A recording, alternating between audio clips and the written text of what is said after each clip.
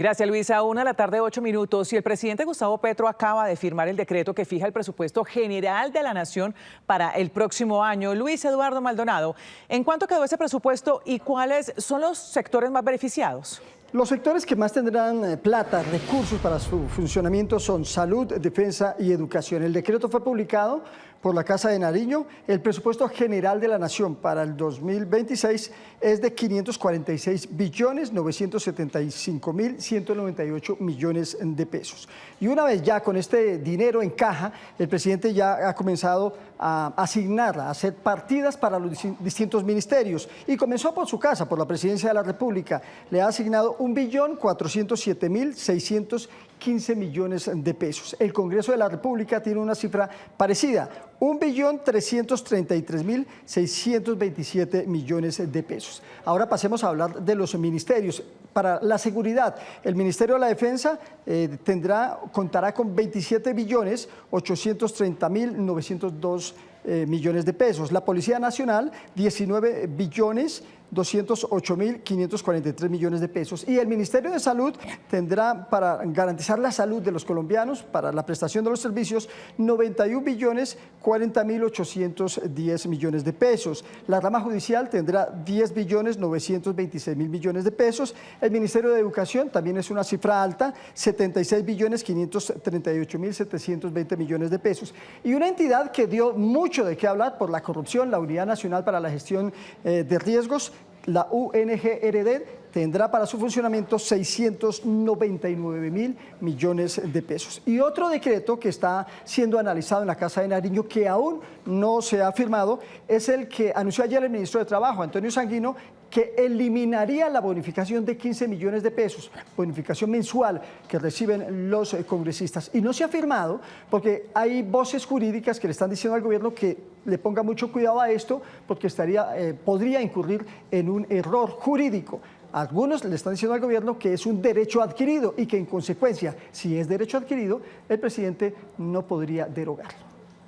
Perfecto, Luis Eduardo, buena explicación. Seguimos entonces atentos a lo que pase con ese decreto y ahora vamos a hablar del decreto de emergencia económica. Pues los nuevos impuestos establecidos por el gobierno nacional hace que la ciudadanía tenga un impacto en algunos de los tributos. Es el caso, por ejemplo, de los licores, el sector financiero, los juegos de azar, entre otros. Luisa Fernández nos tiene la explicación. Con estos decretos que generan más impuestos a algunos sectores de la economía, el gobierno nacional pretende recaudar 11.1 billones de pesos, que es una cifra muy parecida a la que intentaba con la propuesta de ley de financiamiento que se hundió en el Congreso de la República, que en su momento estaba por más de 16 billones de pesos. Entre los principales ajustes o impuestos que se genera está el impuesto al patrimonio. Esa base gravable baja hasta patrimonios que estén evaluados en 2.000 millones de pesos y la tarifa del impuesto va a ir aumentando dependiendo del valor del patrimonio, desde el 0.5% aproximadamente hasta el 5% para patrimonios que superen los 100.000 millones de pesos. El gobierno espera que sean unos 102.000 contribuyentes adicionales y un recaudo solo por este rubro de 1.7 billones de pesos. Es sobre lo que tiene menos lo que debe, no sobre todo lo que tiene, que es la diferencia importante. Entonces, ese impuesto que se cobra sobre el patrimonio líquido, para una persona, por ejemplo, que tenga 3.000 millones de pesos de patrimonio líquido, que es mucho dinero en Colombia, solo va a tener que pagar 5 millones de pesos. Y ya el sector financiero paga un impuesto que se conoce como sobretasa por su operación, bancos, cooperativas, entre otros, del 5% aproximadamente, pues ese impuesto pasará al 15%, un 10% adicional. Puede tener un efecto, puede que parte de ese valor adicional sea trasladado a los consumidores vía incrementos en las tarifas de los servicios, de las comisiones, en fin.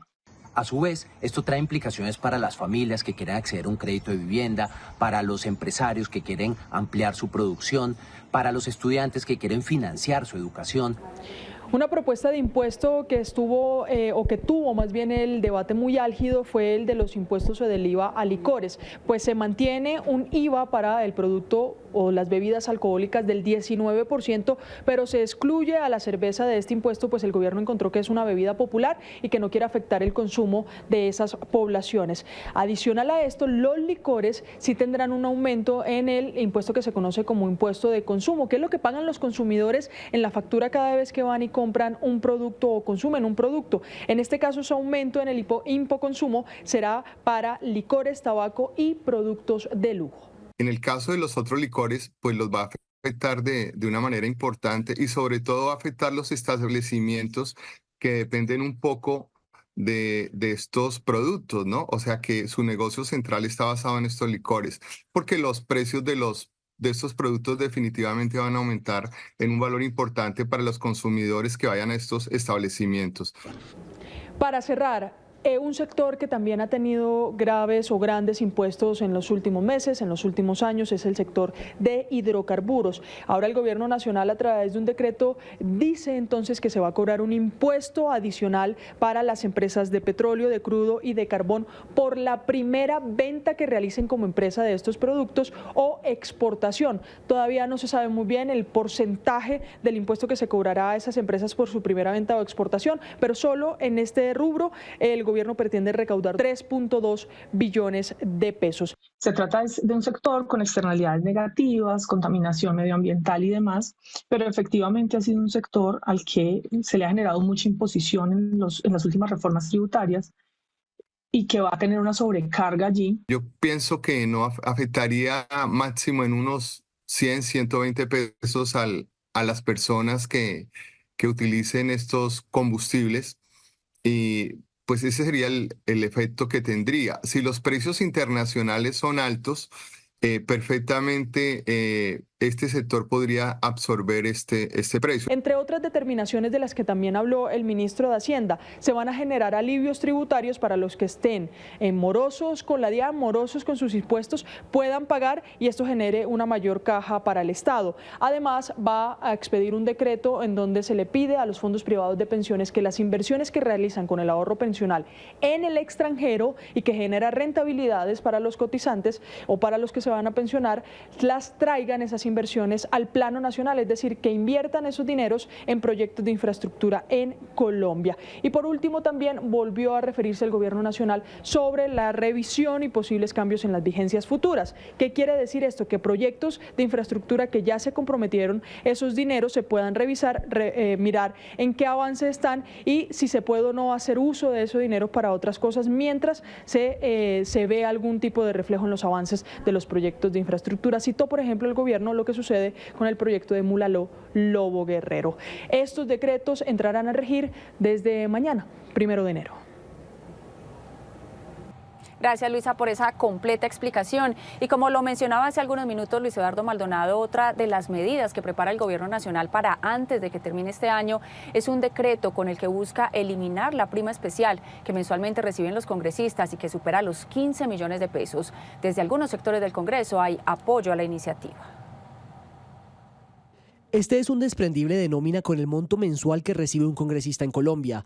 Aquí hay un apartado que corresponde a la prima especial de servicios, que es una suma de 15.807.000 pesos, aparte del sueldo básico y gastos de representación, para un salario total de 33.570.000 pesos mensuales con deducciones. Esta prima se empezó a pagar desde 2013, cuando el gobierno de Juan Manuel Santos emitió el decreto 2170, en el que sustenta que esta asignación económica se entrega para los gastos de salud y vivienda de cada congresista. Sin embargo, hoy el gobierno nacional intenta derogar este decreto. La decisión del presidente de la República de un salario, de una prima que existía ahí, que se ve innecesaria, debido a que los congresistas con los recursos que tiene pueden pagar las dos viviendas en cualquiera de las dos ciudades donde esté. Eso es lo que básicamente consiste, o ese es el espíritu de quitar esa prima. Actualmente la prima especial representa para la nación un gasto cercano a los 56.000 millones de pesos. El gobierno tiene listo un borrador sustentado en una sentencia de la Corte Constitucional para tumbar este beneficio, en el que argumenta que los gastos de salud, vivienda y localización no son una obligación del Ejecutivo. Algunos congresistas respaldaron la propuesta. Nosotros celebramos esta noticia porque la hemos luchado. El salario de los congresistas no puede ser tan alejado de la vida real de la gente y del ingreso de los ciudadanos que representamos. Entre tanto, constitucionalistas señalan que el gobierno debe revisar la figura jurídica.